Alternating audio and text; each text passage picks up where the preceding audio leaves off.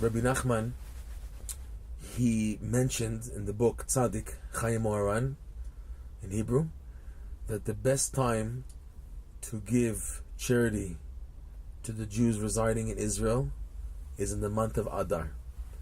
Now it's understood all year round is a good time to give tzedakah to the Jews in Israel, and for sure they won't refuse. But the best time, he said, is in the month of Adar. And it's understood that the Jews in Israel, because the Gemara says that 3 things are acquired with suffering, with difficulty, and one of the 3 is the Holy Land.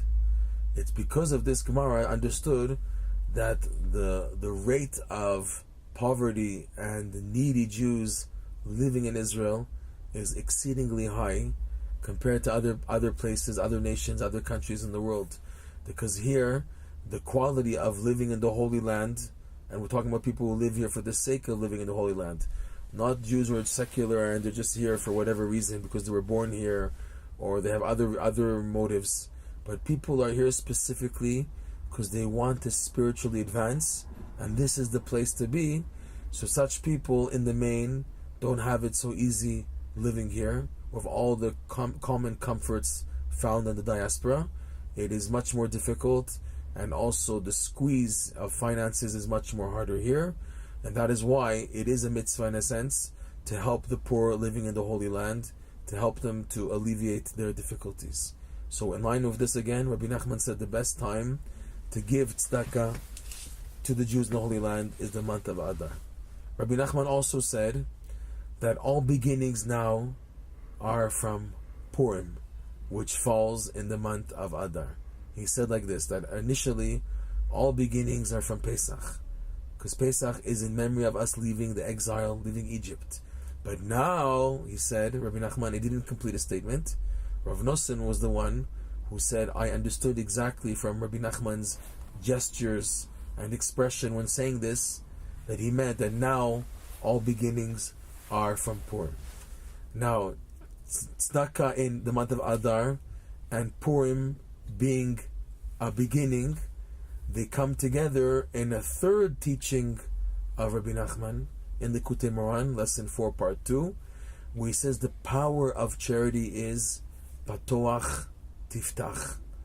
The power of charity is that when you are trying to make a hole in a wall, you're trying to begin a new devotion, you're trying to begin something new in life, and it's like making a hole in a wall, and it's difficult to make a hole in such a brick thick wall. So once you've made a small opening, the power of charity is to widen that opening. Patoach tiftach. The verse says in the Torah regarding giving charity, it says Patoach tiftach et yadecha. Open, you shall open your hand to give to the poor person de machsora, whatever he needs. The mitzvah of giving charity is expressed in the Torah of the double wording Patoach tiftach. Open, you should open. On this, Rabbi Nachman teaches that the power of tzedakah is to widen openings. You're trying to start something new, give tzedakah to accompany this new devotion, this new item, this new venture you're taking upon yourself, to widen the hole, to make it faster, number one, less difficult, but to open the door. And he says that's the power of charity, and it's such an unbelievable benefit. Because of that, the Yetzirah, the evil, works so hard to cover up the value of the mitzvah tzedakah by most people. To give a coin, and sometimes you don't give a coin, and you only give a coin, because he makes it that it's something which is so not beneficial. But the opposite is the truth, that tzedakah is so powerful, especially if you have the merit to give to the right address, to the right people.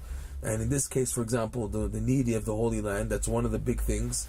If you take a look in the laws of charity, it's considered something which even precedes giving the poor of your community. If you live in the diaspora, there's an opinion in the halacha that the poor of the Holy Land come first, because they are your representatives. They're living in Eretz Yisrael in order to awaken the holiness of the Holy Land, that when it's awakened enough, then the power of the Holy Land is unleashed to the whole world, and thus speeding up the bringing of Mashiach and the Holy Temple, God willing.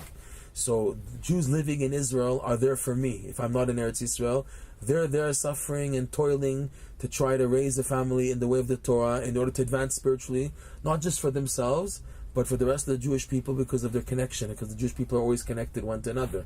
So one guy is suffering, we all feel it. One guy got, God forbid, hurt or killed in a terrorist attack. All the Jewish people in the world freak out when they hear that a Jew also was hurt. Even though I have no idea what's his name, I have no idea who he is, but we're connected. So this applies also to the Jews in the Holy Land. And again, Patoach Tiftach, the power of the month of Adar, the power of Purim, which is a beginning, and the tzedakah given in this month is especially perpetuous. We can see from these connections that Patoach Tiftach, opening all other openings that you plan to do and to create.